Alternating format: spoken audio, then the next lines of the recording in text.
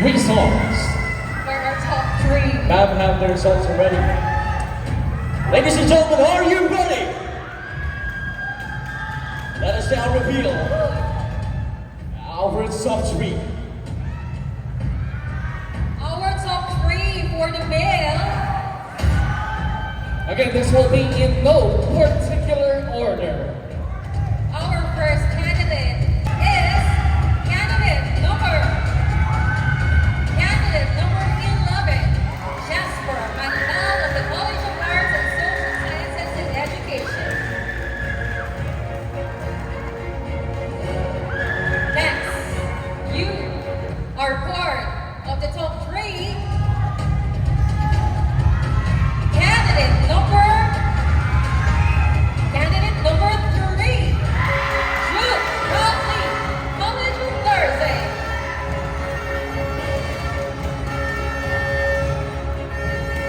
And taking the last spot for our male candidates, please step forward. Candidate number 4, John Paul Magliari, College of Business. Again, completing our three finalists are candidate number 11, candidate number 3, and male candidate number 4. To the rest of our semi-finalists, you all did great work, did well. Give yourselves a resounding applause as well. Palakpakan nyo yung Thank you so much. You did very well. Without further ado, let's announce our top 3 female candidates. Again, with no particular order, take your step forward. Candidate number 14, Nicole David, College of Arts, Social Sciences and Education.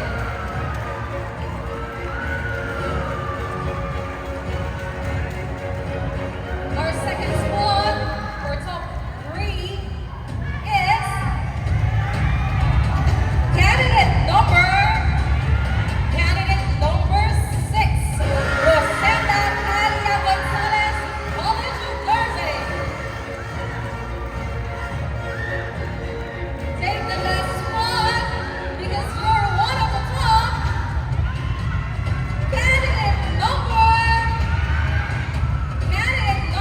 13, Irish Fidel Manalo, Basic Education. Congratulations, ladies. Same with you, ladies. You all did great. Give yourselves a resounding applause. Congratulations, let's give them all a big round of applause to all our Congratulations. top 8 semi-finalists. You can now relax backstage and we shall proceed to the dreadful final questions. So again, everyone, this will be our last batch of question and answer. So first, that we shall ask is Very carefully. What are the biggest concerns about the street children in the Philippines? Again, what are the biggest concerns about the street children in the Philippines?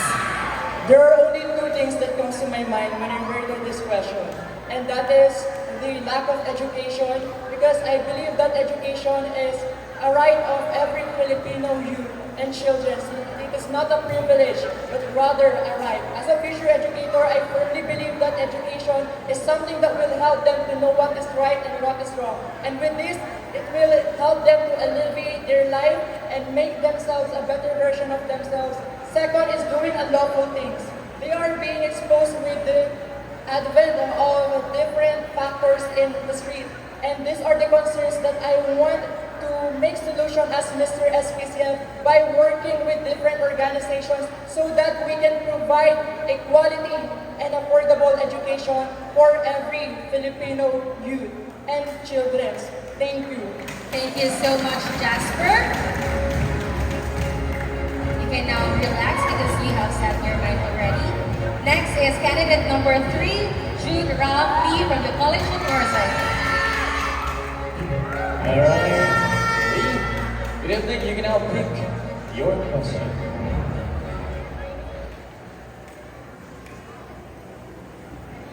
And your question, I will read it carefully for you. Is artificial intelligence or AI a threat to humanity? Once again, I repeat, is artificial intelligence or AI a threat to humanity? We all know AI has been widened our internet or our basic education. Using AI is not a threat because every day we use AI like Google, and now it's our time that AI is not a threat because whoever makes the AI is only a human.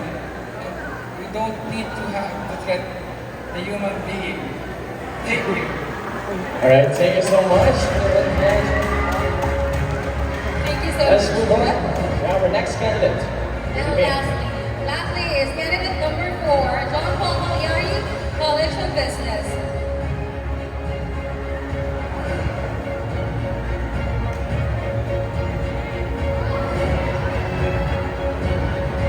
Candidate number 4, please speak your question. Okay, I'll read your question twice. Alright? This is your question. How does climate change affect our economy? Again, how does climate change affect our economy? Climate change is a very controversial issue or problem that we are facing today. We experience extreme heat because of climate change. That's why I'm here standing in front of you to encourage all of you to nurture and protect the environment. Thank you. Thank you so much, candidate number 4. And now let's move on to our female candidates. Female candidates. We're starting with candidate number Number 14, Nicole David.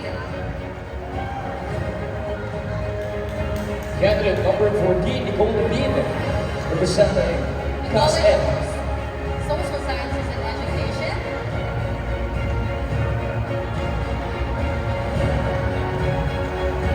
Good evening, Nicole. Please speak your question.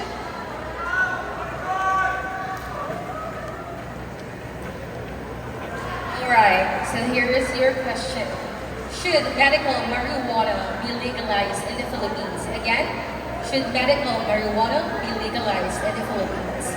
I believe that medical marijuana should be legalized in the Philippines. I know that it is a controversial issue in our country nowadays, but in my own opinion, I believe that it should be legalized in a way that there are many illnesses, or should I say that illnesses that marijuana can cure. And I believe that I have already read a certain person, a father from Buscalan, and he gathered a marijuana from there. And when the policeman from Buscalan entrapped him because he got marijuana, he stated that it's not for drug usage. It is for his daughter that is sick, and that he researched and also had a medical practitioner said that medical marijuana is a high alert medication for that child. Therefore, if you were in that father's shoes, what would you do? You would do the same, right? So I believe that let's legalize marijuana with proper documents and legalization so that our country would not just be stabilized with what medication that we have. We should improve what we have because Philippines would not just be stable on its own. The people and the citizens of the Filipino people should also do action. Thank you. Thank you so much, Nicole. Very well said. Next, number 6, Rosenda Daria Gonzalez from the College of Nursing. Good evening, Rosenda. This is our second top three now. I will read your question.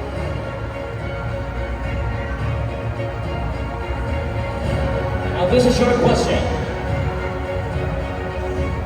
What is your stand on the territorial disputes in the West Philippine Sea between the Philippines and China? I repeat, what is your stand on the territorial disputes in the West Philippine Sea between the Philippines and China? 7 years ago, we had won the case over the Permanent Court of Arbitration, which makes our West Philippine Sea a part of our territory. However, it is unfortunate to know that with the continuous presence of foreign vessels in our exclusive economic zone, it threatens the local communities and our economy.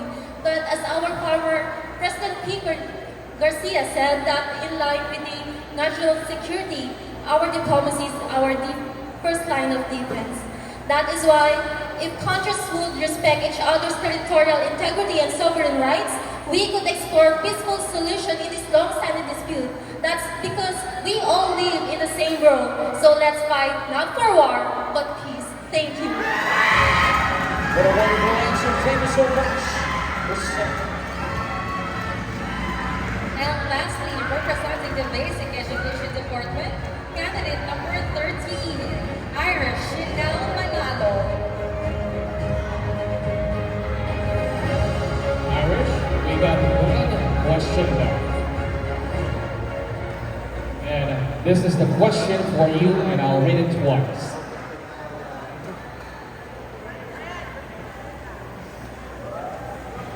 Amid the rising number of mental health patients in the Philippines, there is a scarcity of psychiatrists and mental health practitioners. What mitigation should the government do to address this problem? Again, I repeat that. Amid the rising number of mental health patients in the Philippines, there is a scarcity of psychiatrists and mental health practitioners. What mitigation should the government do to address this problem? Thank you for that question. I believe we all know that mental health is very rampant issue here in our society. And I think the best way that government should address or do in this kind of issue is that more access for education, more especially to the scarcity, so that we will lessen the mental health patient. And as an individual, we should surround ourselves with good people and always remember, always prioritize your mental health, because our mental health is important as physical health. Thank you. Thank you so much, Irish. Thank you so much to all our top three. You have given your best, and you can now relax backstage because your destiny is now in the hand of our esteemed board of judges. Did you have a flashback? Mark, when you yourself